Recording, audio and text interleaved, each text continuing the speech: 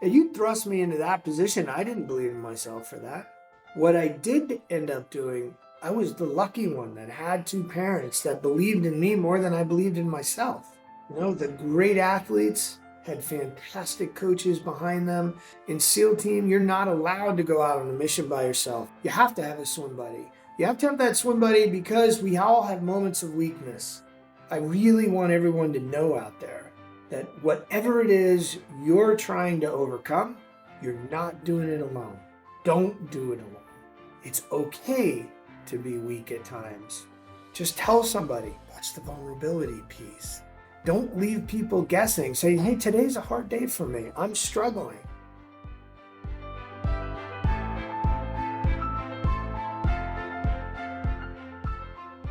Alden, welcome to the Superhuman Life. Hey, Frank, I'm fired up to be here. Thanks for having me, brother. I love what you do. Yeah, brother. No, really appreciate that. Really been looking forward to this conversation since we've had it on the calendar for a little while here. But I know, just diving right in here, Alden, a big part of what you do is you help people become unstoppable.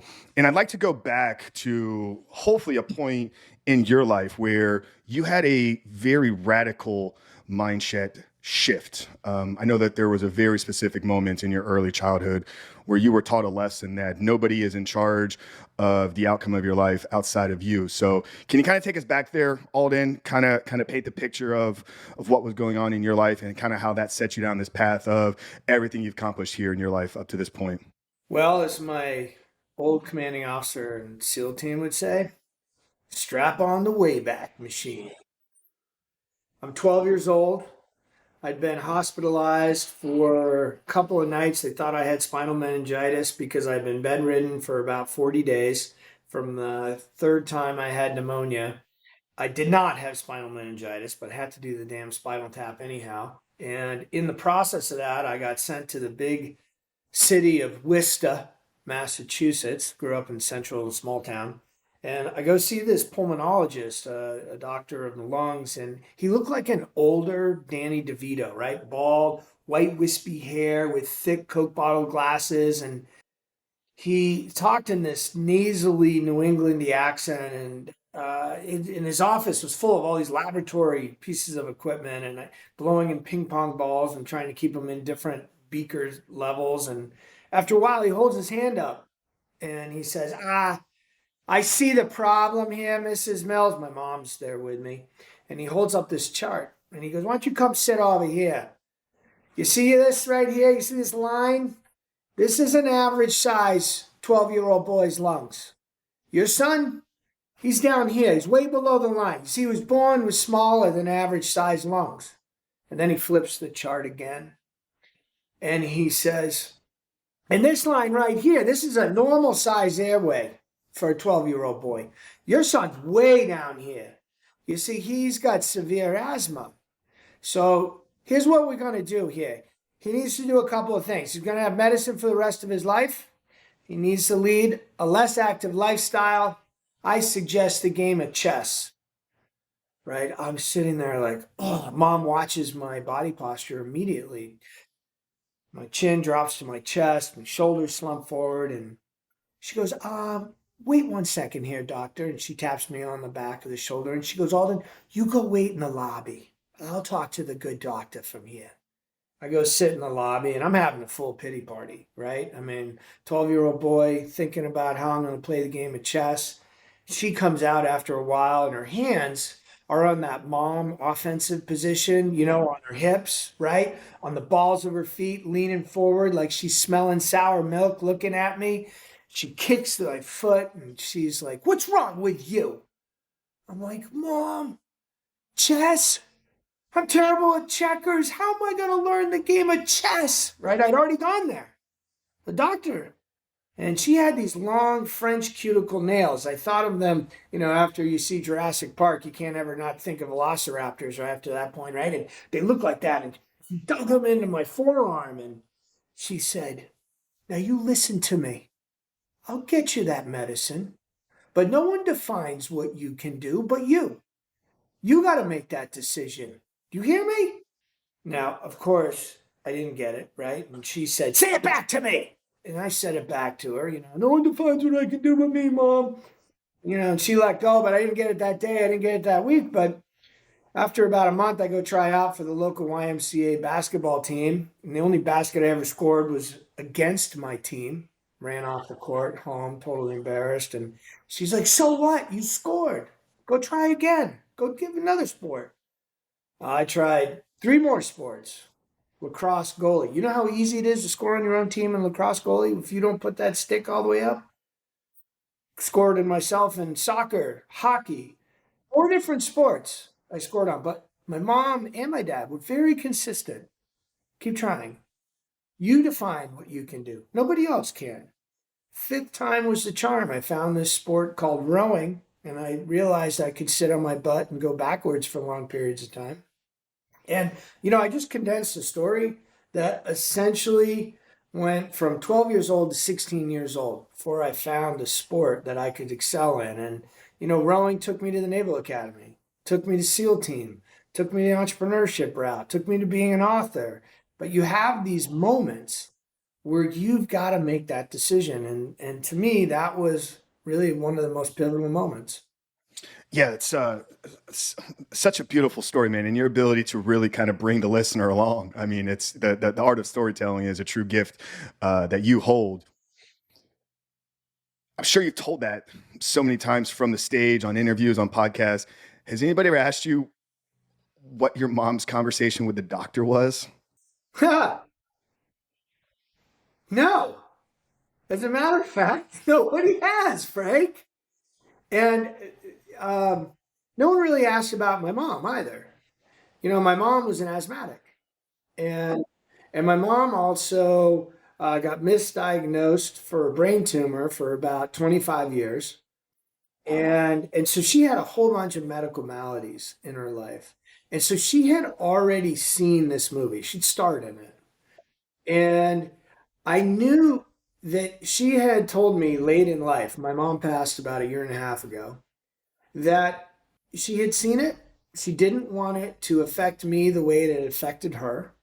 And she had just said, look, we're all given these kinds of challenges, and we have to decide, are we going to use it as an obstacle or as an opportunity?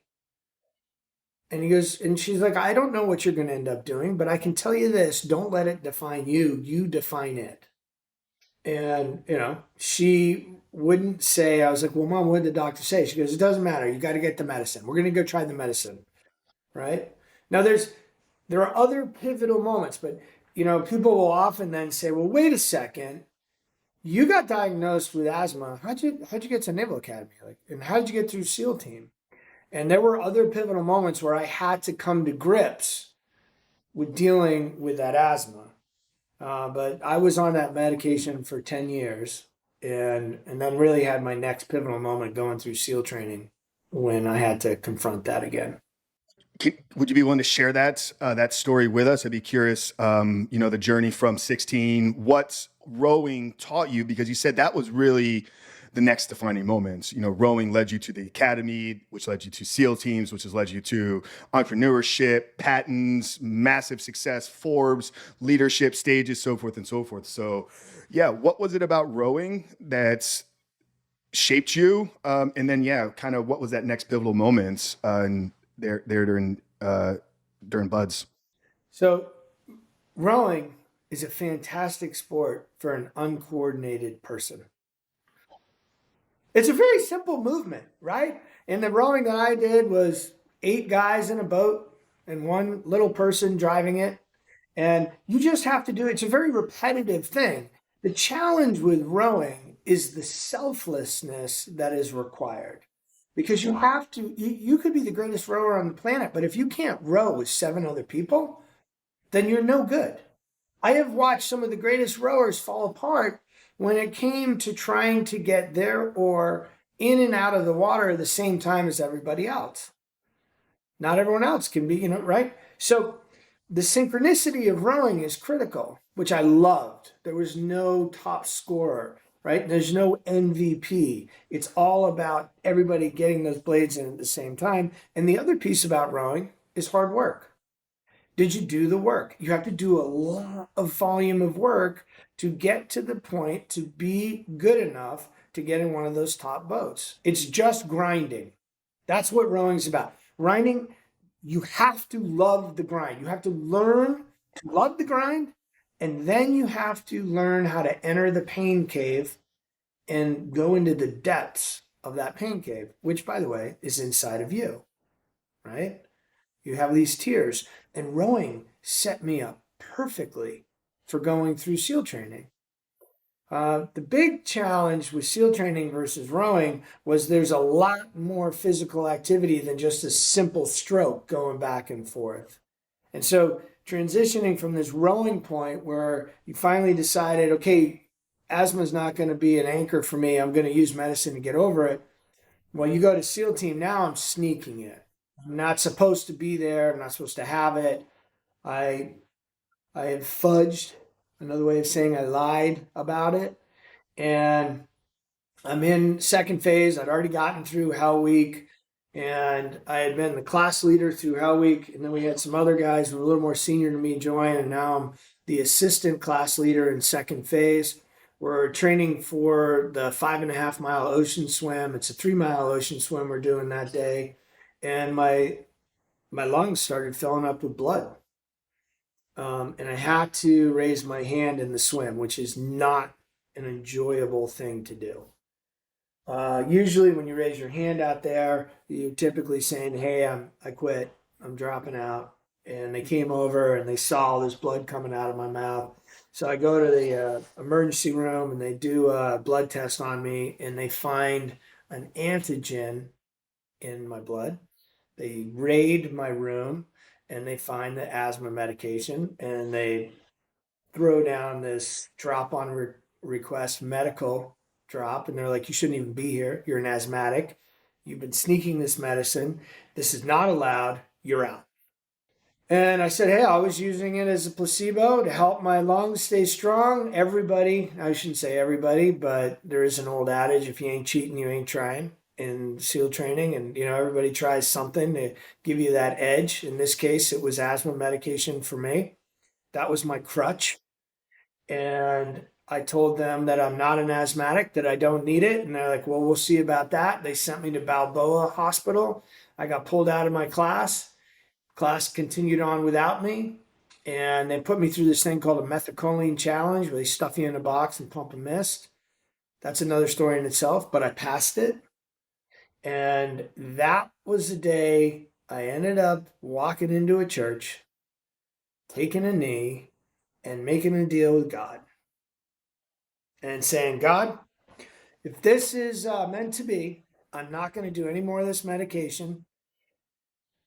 I haven't had a lot of conversations with you, but I hope you're listening. And threw the medication in the trash, said a prayer every day since that day.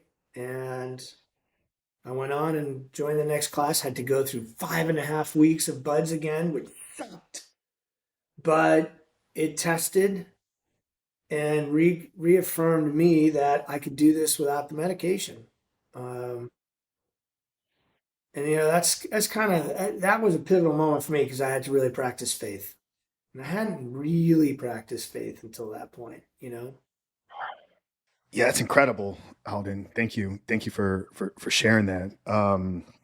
Definitely want to circle back and talk more about the role that your faith played in your time in SEALs and also in some of your business success that you've had here the time after. But I love the analogy that you shared there. I mean, it wasn't really an analogy. That's kind of how I extracted it was when you're talking about what makes a successful rower. It was the consistency of a competitive movement over time paired with collaboration with others. And I think that's a formula ingredient for success truly in any endeavor in your life. I'm assuming in SEAL teams, right? Like the ability to coordinate action with others. That's how one of my great friend Larry Yatch defines leadership is the ability to coordinate action with others. So working very close and coordinated action with your fellow teammates.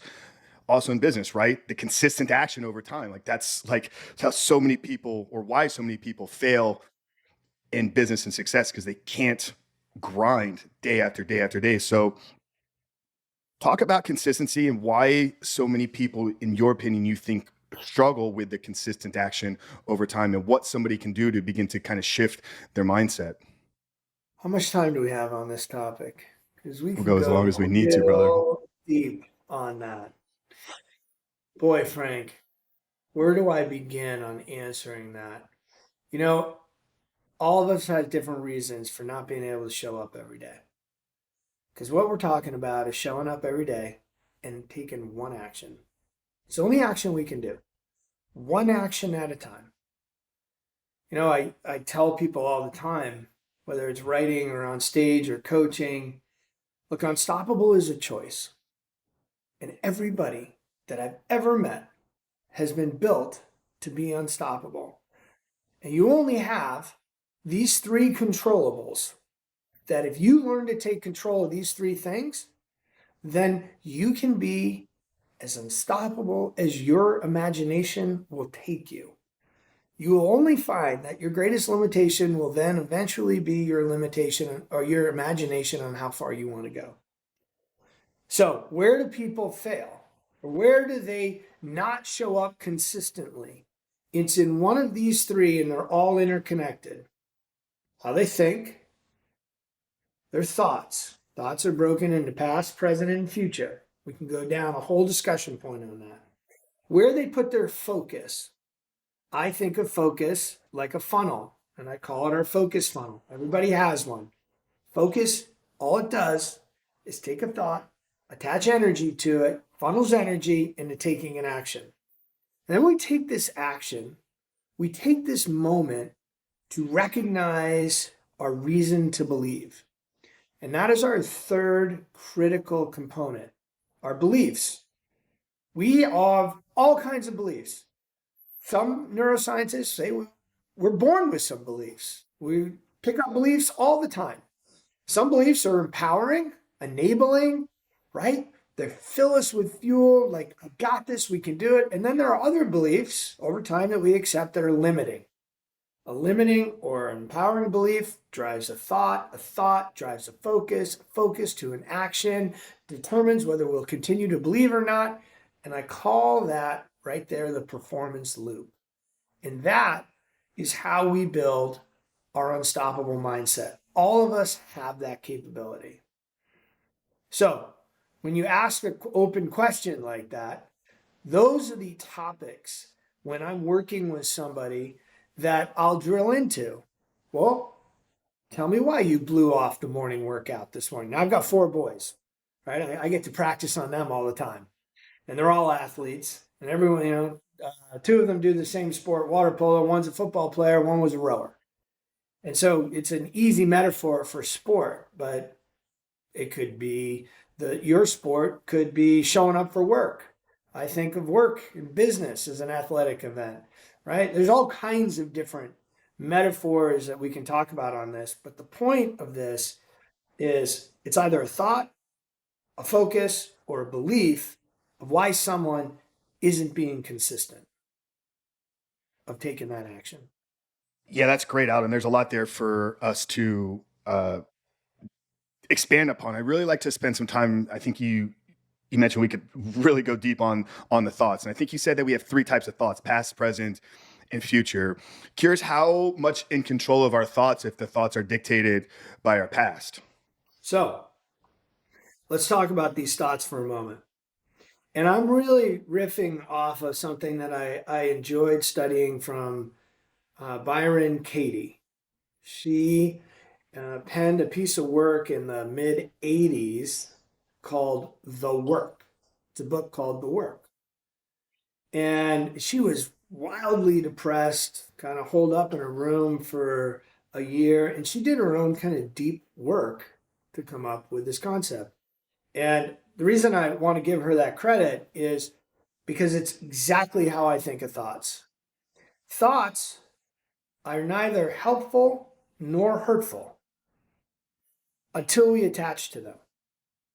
She likens a thought like clouds. They're just passing by until we reach out and go, no, that's the thought. That's the thought. I'm going to take my energy, focus funnel, zoom in on it, and I'm going to feed that thought. Now, you talk about a past thought. We've got past thoughts that are helpful or hurtful. If we think about a hurtful thought, that leads to depression. If we keep replaying a movie clip of something in our past, all we're doing is giving it energy, we're feeding it. Have you ever heard that metaphor from a Native American Indian about going through the manhood journey, and there are these two wolves that are going to be fighting for their attention, and they're talking to the young warrior as they're coming out of being a warrior, and they're like, well, how do I defeat the wolf, or how do I know which one to deal with? And he's like, it's the one you feed. The feeding of the wolf is the feeding of our thought. That's the metaphor of that. Now, I just kind of bastardized that ancient Native American component, but I really want listeners to understand you own those thoughts. You own the leadership decision to decide which thought you want to add energy to. In my second book, Unstoppable Teams, I dedicate a chapter to the leadership, the first level of leadership. It's the single most important level of leadership there is. It's how you lead yourself. And I relate that leading of yourself to a conversation inside of you. A conversation that I name the whiner or the winner. And we all have these conversations. The whiner, when you get thrust into something new, what's the whiner do? It immediately looks in the rearview mirror for all the reasons why you can't do something. That's called negativity bias. It's there for a reason. It's a survival mechanism. It's there to keep us alive. Hey, don't go down to the watering hole at noon because that's where the crocodiles and the lions show up. No, you have to think about this negativity bias and the whiner going, you know how hard that's going to be? You know, you can do this, you can't do that. And why do you think you can do it? You're not any good at this sport. And you have asthma. You're crazy. You can't do it. You're supposed to be learning the game of chess, right? That was bouncing around in my head for years.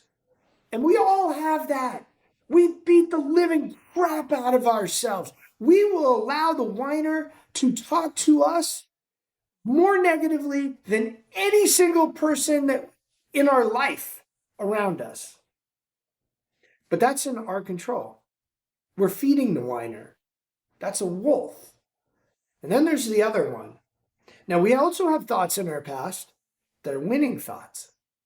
Thoughts that helped us do something, helped us break free, helped us do something amazing that we were proud of. And maybe no one even saw it, but we can remember it. That's the leadership decision of deciding which of those thoughts, and notice I brought them to life in the winner's thoughts, by the way. The winner whispers, and whispers like this. Try again. You can do it. Keep going. It's hard to hear the whispers of the winner when there's so much negativity all around us, externally and internally. And the reason I came on this show is because of you and how you are helping people make the leadership decision to listen to the right voice and attach to the right thought. That's how I view the work that you're doing, Frank. Does that make sense? 100%. And I really appreciate that, Alden. What role does us being able to become vulnerable, share our struggles, share our weaknesses, play in our ability to maybe quiet the voice that we don't want to listen to so that we can hear the one that is ultimately going to lead us? Well, we got two issues here. Number one, we got our ego. You probably heard this, and probably others have heard it too. Your ego is not your amigo, right? Your ego will lie to you and be like, no, you don't have to do that. No, blow that off. You're good enough. Don't worry about that. And then your ego will get you pretty much convinced you can lie to yourself. You won't be vulnerable enough to yourself to admit that we don't all have some Superman cape on us that we can do it all. Every one of us is flawed. We're imperfect. We're designed to be imperfect. And we're designed to be imperfect so we can work with others to get to number two. See, once we get over the inner leading of slaying the ego and going, huh, you know what? I suck at this, but not this. This is the one good thing I know I'm really good at. But all these other 9 things, I got to find people that are going to link up with me and get in my boat, or maybe I get in their boat, and we're going to row together. Going back to my rowing metaphor. But how are we going to get those people there? Well, the way we're going to get them there is that we've already been vulnerable enough with ourselves to admit, hey, here are all the things I suck at, but I'm pretty good here. I mean, maybe you can help me even get better. And when people hear that and you're vulnerable to them, to get vulnerable to them, you have to have already been vulnerable with yourself. And when they realize, oh, you are who you say you are, that brings people in like a magnet, because then they've probably been pretty scared of themselves, even admitting, well, I'm not that great either. And when you're vulnerable like that, well, then people will lean into you and they'll start caring about the work you're doing. And that caring will lead to future daring together. Love that. Love that so much. Speaking to this dissolution of our ego, I think you said that the ego will convince us that we can lie. And I think you shared a part of your journey through buds, and essentially what kept you in the seals probably was a lie that you were kind of telling and leading. I'd just be curious, speaking to Alden of 2023, if he was mentoring that younger Alden, what would the conversation have been around withholding some of the truth around the asthma? You kind of understand the question that I'm having? Like, if you could go back and speak to, obviously that little lie, I mean, painted such a pivotal point within your life, and you probably wouldn't have done so many things that you have done. So I know it's a very difficult question. I don't know if you've ever actually thought about this. It's a great question. And I will tell you what ended up happening with that little lie that I've been telling myself is that lie turned into a limiting belief. It turned into an anchor. And I was dragging an anchor. And until I had the intestinal fortitude to get the proverbial handsaw out and cut the anchor chain, and the only way that I could get a handsaw strong enough was to practice faith. That was the thing I needed. To be able to cut that anchor chain of, for lack of a better term, an addiction to a limiting belief, that was faith. And, for everybody out there, yes, I'm Christian, I believe in God, but if you're not Christian and you don't believe in God, that's not to say you can't practice faith. If you look up the definition of faith in the dictionary, there are 2 definitions. The first definition is the one that I'm really talking about now. I went into the second one, but the first one is having 100% confidence in someone or something other than yourself. Number 2 is faith in a religious doctrine. Now, the whole point, in my particular opinion, of a religion is to give people the confidence to let go of something that's holding them back and allow them to have confidence in someone or something that's greater than themselves. You can practice faith with a whole team. I practice faith every single time I got on the starting line with a rowing boat, every time I jumped out of an airplane or a helicopter, or locked out of a submarine or an armored vehicle. You have to have faith in everybody around you and those that you couldn't even see. But to practice that faith means you also have to personally practice it for yourself. Because trying something new, embracing change, dealing with it, what seemed to be an insurmountable obstacle, requires letting go and breaking free of that anchor chain, limiting belief.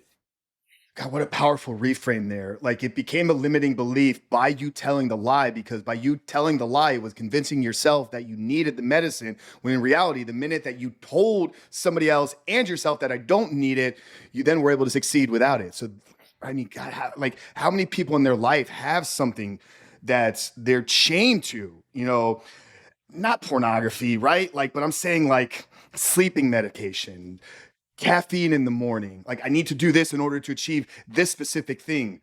So many people are held on to these little performance enhancing type of things. In reality, it's like you're a slave to all of this. And so many times it's just that faith that we need to step into. Now, I suspect folks that are listening here, they found some faith with you, Frank,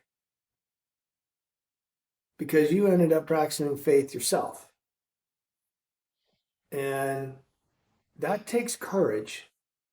It takes courage to walk into a deep, dark valley of the shadow of doubt. And the doubt starts not externally, it's internally. And when you can slay that demon of doubt, and you're going to need the sword of faith to do it, you'll attract other soldiers, warriors with you, and watch the new mountains you'll climb together. Staying on faith here for a minute, I came to my personal faith in late 2018. Like I wasn't really born into a religious upbringing. We didn't really have discussion around that. Maybe visited church a handful of times on big kind of like religious holidays growing up. And I struggled a lot through my 20s and really my early 30s. And for me, this path, this kind of journey, everything we're doing here today, all started in October of 2018 with the surrendering of my life to Christ and really finding my faith. But I do think a large part of the success that we've been able to have since that point has also been due to a faith that I hold within myself. And I see a lot of times people that are practicing their faith in Christianity, in something kind of outside of themselves, struggle with the internal belief, confidence, or faith within self. How can a person combine faith in an outside force, right? Something kind of beyond us, our faith in Jesus Christ, our Savior. But I know that you have incredible confidence and belief and faith in Alden as well, because if you didn't, you wouldn't have accomplished so many things that you have done. So, holding on to this, how does one develop the faith or confidence, belief within self? I didn't grow up going, I want to be a Navy SEAL. You come into my 12-year-old room, I had pictures of Gene Simmons, Peter Criss, Ace Frehley, Paul Stanley, right? It was Kiss. I thought being a rock star. Yeah, we might Let's have to do educate that. some of the audience Or on who all those guys are, but those are rock those stars in are the 70s and those were the 80s. four Yeah. members of Kiss back then. I know I'm dating myself, but my point on that is, if you thrust me into that position, I didn't believe in myself for that. I didn't have that belief. What I did end up doing is surrounding myself by accident. I was the lucky one that had two parents that believed in me more than I believed in myself. And I think that's pretty normal. The great athletes had fantastic coaches behind them to pick them up. In SEAL team, you're not allowed to go out on a mission by yourself. You have to be a swim buddy. You have to have a swim buddy. You have to have that swim buddy because we all have moments of weakness. You go through POW training, the very first thing they do is they want to separate you and they want to isolate you, to break you apart. And when I really want everyone to know out there that whatever it is you're trying to overcome, any obstacle you're facing that you think is insurmountable, you're not doing it alone. Don't do it alone. It's okay to be weak at times. Just tell somebody. That's the vulnerability piece, right? Don't leave people guessing. Say, hey, today's a hard day for me. I'm struggling. I have those days. If you're pushing yourself to do something you haven't done before, you have to have the struggle. We need the friction. The friction comes from the struggle. The friction gives us forward progress. No friction, no forward progress. The struggle builds the strength, right? It's like going to a gym. You don't get bigger muscles. You don't get stronger. You don't get a stronger heart or better aerobics by just sitting there. No, you need that challenge, the struggle, the friction. And when you're confronted with that, it's hard. And there are times you're going to fail and you're going to say, in the face of pain, I suck at this. I can't do this. The whiner's going to overwhelm you. But if you've got a swim buddy, you just need one. And maybe that swim buddy is you, Frank. People tuning in to you and saying, hey, you had these people come on. I heard Alden today, and he said just the right thing at just the right time, and I needed that. And hopefully that happened to somebody today, because I don't believe in coincidences, and they needed this show at this moment. And that believing in yourself is a lot like going through AA. Had a lot of buddies go through AA, right? And you talk to them, and my great friend, neighbor, he's been in AA now for 29 years. And I go, Marks, how are we doing? Marks is in his 80s, right? Unbelievable runner and everything. He's great. And he says, Brother Alden, I'm doing great. And he goes, and I always remind myself, I'm always one drink away. Just one. He has to practice believing in himself every day, right? He goes to AA every day. Why? Because it reminds him and gives him belief and helps him forge his faith. So don't beat anybody. Don't beat yourself up out there, anybody. It's always one action. It's one action. And if you're having a hard time in that one action, raise your hand, get your swim buddy that has your back, and team up. That's how you work from those beliefs. Yeah, I love that. It's our community, it's our relationships that are ultimately going to drive our own internal self belief. We have a saying here. The opposite of addiction is not sobriety. It's the community and connection that you build in the journey to sobriety, and that's why all of our coaching that we're doing here today, we're focused big on building this massive community. We have a brotherhood called Brotherhood Redefined. We're trying to redefine what it means to be a part of a men's recovery group. Because I do believe that there's a lot of strength found in the vulnerability, a lot of strength found in the weakness, a lot of strength, real masculine strength found in owning up to our own shortcomings. So that's right in line here, Alden, with everything that we're trying to create. And when I look back at my life, it wasn't the faith that I had in myself. It was the people that I was just like you, kind of fortunate and blessed to be surrounded with, that have really carried me to where I am today. So as we're talking about finding this swim buddy in our life, what are some real kind of practical tips here, man? Kind of like what are we looking for? Like, are there certain traits, character traits, values, that we look for in finding the person, the swim buddy that we do life with? And where can a guy find a swim buddy? I'm going to come right back to the swim buddy piece. I'd like to go back to the very first piece of your conversation you just brought up about, hey, I looked back on everything I've gone through, and this is what I heard was I was actually blessed to have the struggle.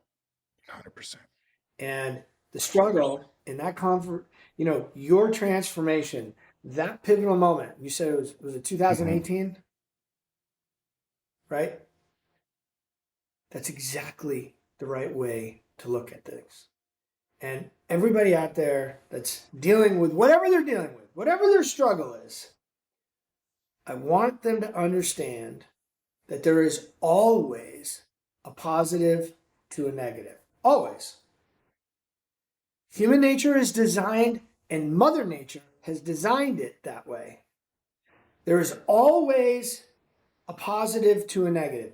The challenge is it comes in a different wrapper, and you have to look at it as a different way. Now, and for the longest time, My limiting belief was about my lungs, and I was born with smaller than average sized lungs, and blah blah blah, and the whiner and the limiting. But I just kind of push and I put and find those things. That was the greatest gift I was given because it made me become disciplined and push myself and get used to a certain level of intensity of physical exercise. You know, 20 years later, they discover, oh, you can change the size of your lungs if you do enough intense physical exercise. We didn't know that. When I was 12, I'm 54 now, right? But that was a gift to have that. I tell my boys, every one of my boys has got a different challenge.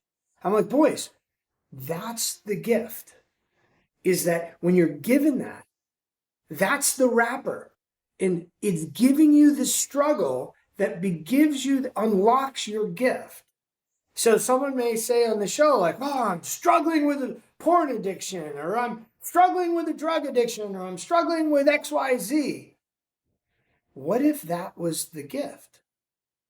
That if you learn to unlock that gift, that gives you the skills and the strength to overcome and help serve others in ways you'd never be able to do it before. Because I'll tell you, Frank, no one else was going to listen to you until you had said, and you got vulnerable, hey, this is what I'm dealing with. I learned the process. And maybe this will work for you, but I want to share it because it gives me more joy, right? So now let's get to your second question you really asked me, was the swim buddy piece. Well, the first thing about the swim buddy piece goes back to what we talked about earlier. Are they vulnerable? Are they willing to admit, yeah, I'm not great at anything either. And hey, I got some goals that I want to do. And I'm struggling here too. And the best kind of swim buddy is the one that you can help them in whatever their journey is. And you guys are real together. I don't care about the gender. I just use the word guys, but it could be guys, it could be girls. My point is, you find somebody that's as vulnerable as you to saying, yeah, I suck at these things too. And, or maybe they're on the same path with you. But one of the keys is you got to have that vulnerability. The second piece of it is there's got to be a commitment to each other, a regularity, a routine of checking in. Could just be for 5 minutes. You know, one of my closest buddies, we check in every other day. He's not a SEAL. He's my climbing buddy, but he's got my back. You know, we try and climb a mountain every year. And we check in in a variety of different things. And if you can have a swim buddy that can either help you physically, personally, professionally, where you know you have no ego, you don't have to have a Facebook friend of like, no, everything's perfect. Let me just show you in my cute little outfit doing whatever. Like, no, life's hard. And by the way, it's meant to be hard because that gives us the strength to go do the things that become really fulfilling. And that real fulfillment is serving others. That's incredible, Alden. And your kind of analysis of what I've been able to do here was spot on, right? I felt literally a call in 2019 just to share my story. Like I had overcome almost a 20-year addiction, lived through a lot of darkness, had some success, but it was really the breaking of that addiction for me that kind of unlocked this like new insight to life and just everything. And I heard a call and it was like, you have to share this story. The origin story behind this podcast was literally like, I'd always wanted to do this. Like I've always been a fan of this type of media, this type of content. I'm big fan of just the conversation. Wanted to share the story, and it started like the first 20 episodes were really all just about addiction, bringing on other guests, kind of highlighting their stories. That led to people reaching out and saying, Frank, thank you. Apple picked us up early on. They kind of threw us on the new and noteworthy page, got us a lot of early traction. About 6 months into it, it's like the guys started asking for help. There was never an intention behind this to take the podcast platform and leverage it into a coaching company. I was building a marketing agency at the time. We were having a lot of success in what I was doing career-wise. And they started to ask, Frank, because of your vulnerability, we feel you can help us. We feel this close tied connection to you.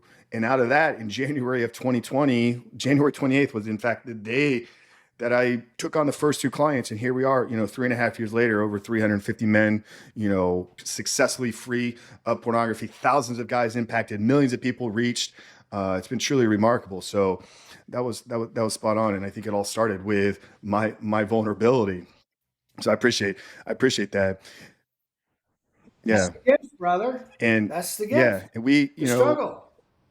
we set some big, massive milestones. Like I think one thing you talk about a lot is setting goals that maybe seem unreachable in order to inspire and motivate us. So we have a very big vision and kind of aim to, reach millions. Talk about why you feel it's necessary for us to set goals that maybe feel outside of the reach. I think a lot of people call these big, hairy, audacious goals. I have a lot of people, a lot of friends in the business space will kind of, talk about these like moonshot goals where it's like so far out there, it's almost unimaginable. Talk to us about, the reason behind that. Yeah, so moonshot, BHAGs, I mean, that was vernacular forever, right? When I talk about goals, I surprise go back to a nautical metaphor. I think of each of us like the captain of our own little boat, our own ship. And I think of the big goals as over the horizon goals. And my metaphor on this is if we're standing on a bass boat, right? We're looking out to sea. We're a 6 foot tall person. You're looking directly out to sea. It's a dead calm day. I ask audiences all around the world, like, how far can you see before the horizon drops off? People will yell out 50 miles, 100 kilometers. And the fact of the matter is, you can't see that far. It's 2.9 miles for a 6 foot tall person, right? In a small boat. But we are the captain of our own boat. Like my first book, Be Unstoppable, I wrote it for my four boys. It's all about a fictitious seaside town called Up to You, and everyone's born with a boat and they learn to navigate it, blah, blah, blah. And the point of the over the horizon goal is that you can't see it. And everybody grows up going, well, seeing is believing, right? So I'm only going to focus on what's right in front of me. Well, what's right in front of you is not that far. It's only 2.9 miles. The thing that I want you to do is I want you to flip the paradigm from seeing is believing to believing to see. And to do that, when you are like your own captain of your boat, you are going to go way past this horizon. You got to visualize and not just visualize, you have to envision this future harbor way over the horizon. Now, why do I say envision versus vision? Vision is specifically seeing it. I want you to experience it. I want you to take all the senses of your mind and activate them to this over the horizon goal. What does it smell like? What does it taste like? What does it feel like? What are the people saying to you after you've arrived at this new exotic destination that everybody else thought he's crazy? He'd never be able to do that.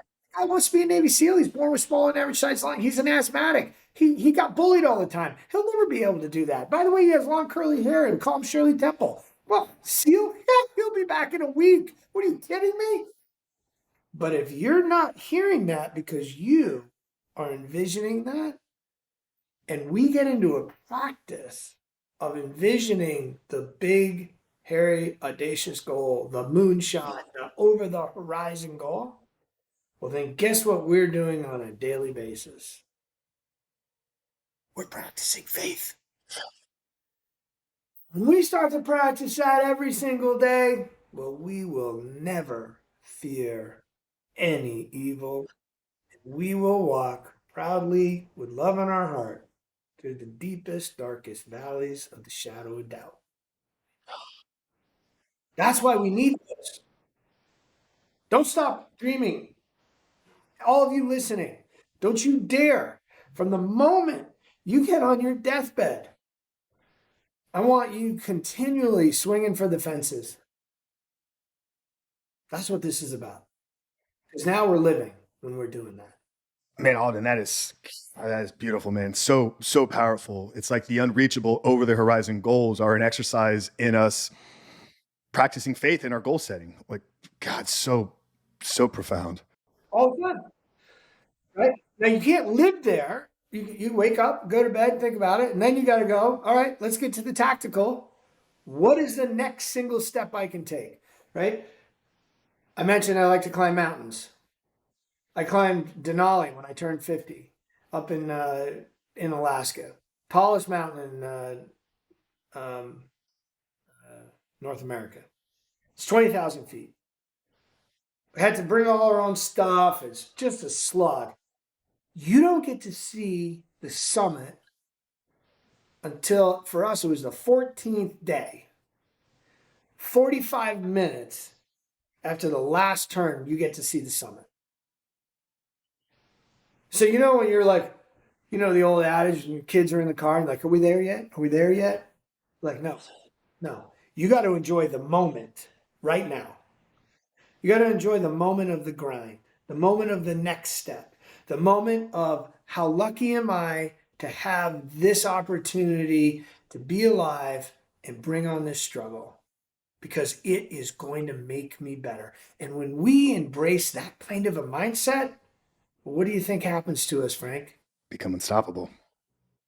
We're unstoppable. Because every obstacle is an opportunity to get better. Mm-hmm. So will that be? Every person out there who's got some kind of addiction, like, hey, brother, how lucky are you?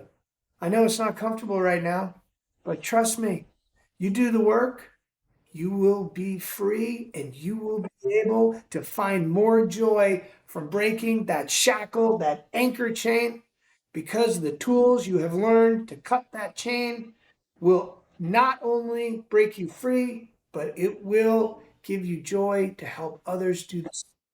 Brother, you're speaking the ethos of everything that I believe to be fundamentally true. The insight, growth, personal development through the process of recovery is what unlocks the superhuman life for you, the life that I believe we were all created to live, which is right in line with living unstoppable. On the last couple of questions, as we kind of bring the conversation to a close here, I'd be remiss if I didn't talk to you about the Perfect Pushup. So I spent a large amount of my career and time as an adult working in the fitness industry. I was a competitive bodybuilder for roughly about a decade, worked in gyms, managed gyms, sales, training, running online fitness companies still to this day. So very passionate about health and fitness. And just like you, I believe a lot of our self-leadership starts with the physical leadership, the building development of our body. Talk to us about, just that journey there, man. I think I've heard numbers upwards of 95 million over the course of 3 years with the Perfect Pushup. Hey, what did you see wrong with the push-up in its traditional form? And yeah, just, real briefly kind of walk us through, the excitement of, I think it was the fastest growing fitness product of all time, or one of the top 5. So yeah, Perfect Pushup. Well, I'd love to tell you it was like this epiphany and like, oh yeah, just got to make the perfect push up. And, people would come up to me like, oh man, you're the overnight success. I'm like, no, that was the overnight success. It took 10 years, and I left SEAL team. I went to business school. I moved to San Francisco to strike it rich in stock options and technology. And I just didn't compute. It just didn't work. I couldn't do it. I didn't like it. It wasn't working. And I was actually going back into the military. I didn't think I'd make the civilian thing work. And then my wife said, "Hey, if you want to do this, you should try." One thing led to another. I decided I'm going to focus on fitness because fitness unlocked my ability to take control of my life. And I talk about take control of your body, take control of your life is the mantra of Perfect Fitness. I started with that product right there, raised $1.5 million to learn $1,475,000 worth of ways not to launch that product. And then that product right there, the original Perfect Push-Up, we made in 87 days. And by the way, everyone thought it was a stupid idea except the 4 other people on my team. My investors were like, no, it's over. Forget about it. And I had come up with super complicated ideas, and it was the simplicity of that idea, which had originally come to me in 1995 when I was at my 3rd platoon at SEAL Team 2. And it was all about functional movement. Yeah, I was gonna say, like from a kind of mechanical standpoint, its hands are kind of rotating, so you're kind of getting fluid range of motion. Your arms aren't kind of in a fixed locked position. So many biceps, so many pec tears come in a bench press from this kind of locked movement. And I'm looking at the two products there. Is the first iteration just the changing from one core piece where it seems like your hands are locked? So I think the Perfect Pushup was two separate handles that you could, based upon, I guess, size structure, everybody's got different mechanics. So like where your hands would be for a push-up would be different than where my hands would be for a push-up. Correct. That was not a push-up device at all. This was actually based off of an MP5 or an M4, and we were going to be doing. You hold it on either side. It's a rotational weight system. We coined this phrase. We were doing this compilation of Tai Chi and Pilates with it, and there's weights in it there, but it was a whole new form of exercise, and it was. I still believe in that product, though. Love that.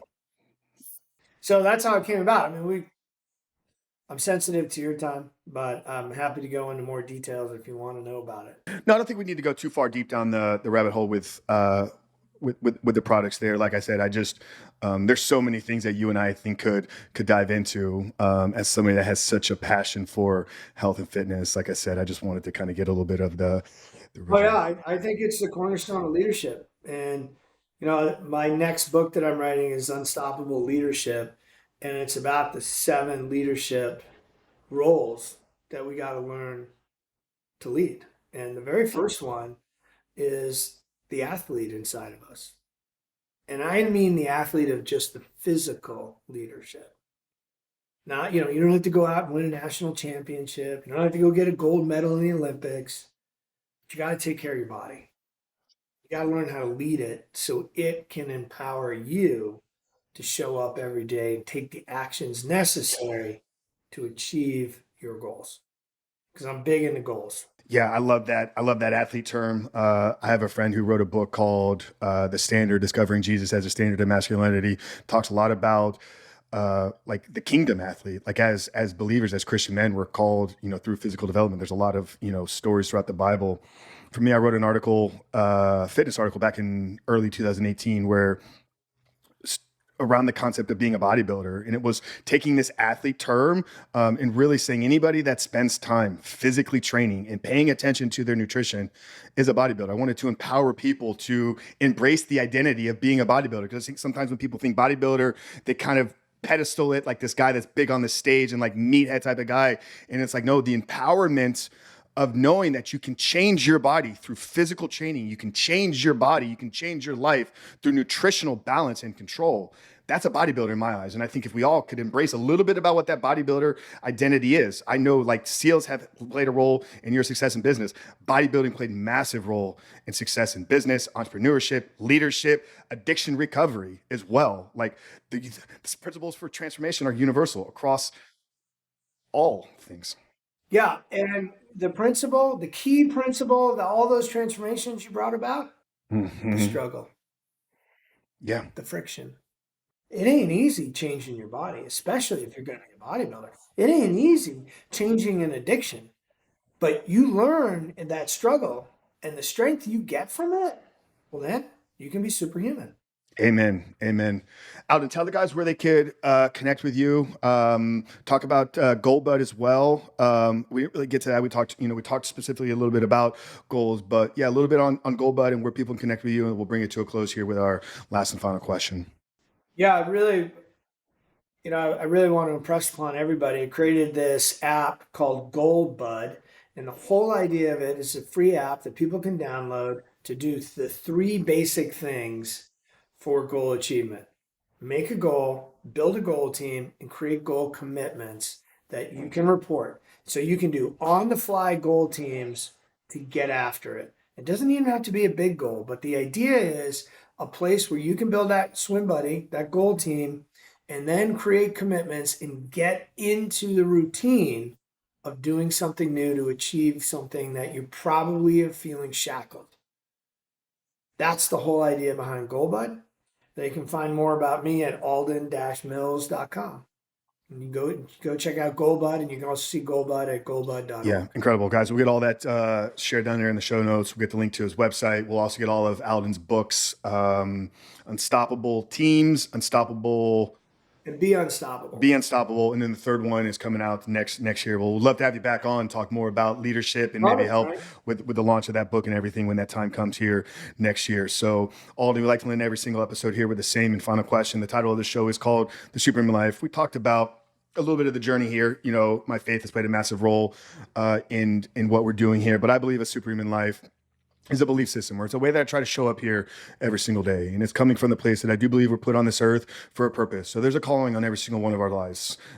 You and I hopefully are walking that out, and the audience, we're guiding them to finding whatever that calling is in their life. But it doesn't stop there. We must be very intentional about our growth, development, and how we bring that calling to the world in service of others.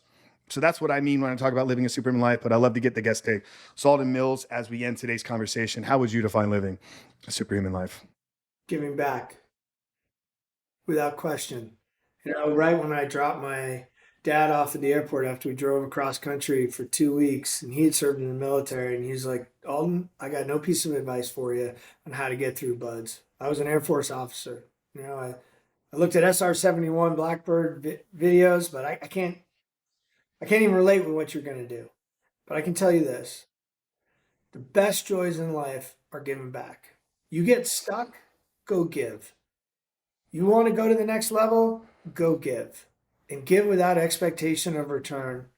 And watch how your life will change. There's your superhuman life. The more you learn, the more you give. Amen. Amen to that, guys. 2 words, give back. I think it ultimately defines what we try to do here. That's why we give these shows away for free. That's why we have no massive sponsors, no membership sites, no Patreon. We're not asking for any of your money. We're doing this all out of the service of our heart to hopefully inspire you guys to live your own superhuman life. So if you want to give back here today, you can do so by leaving us a 5-star rating and written review. But make sure to connect with Alden at alden-mills.com. Check out Goldbud. We'll have all that information linked down in the show notes. But we love you guys. Alden, this has been an absolute honor and pleasure here today, sir. Thank you so much for coming on and sharing your wisdom with us. Guys, connect with Alden. Check out Goldbud. We love you guys. We'll see you next week.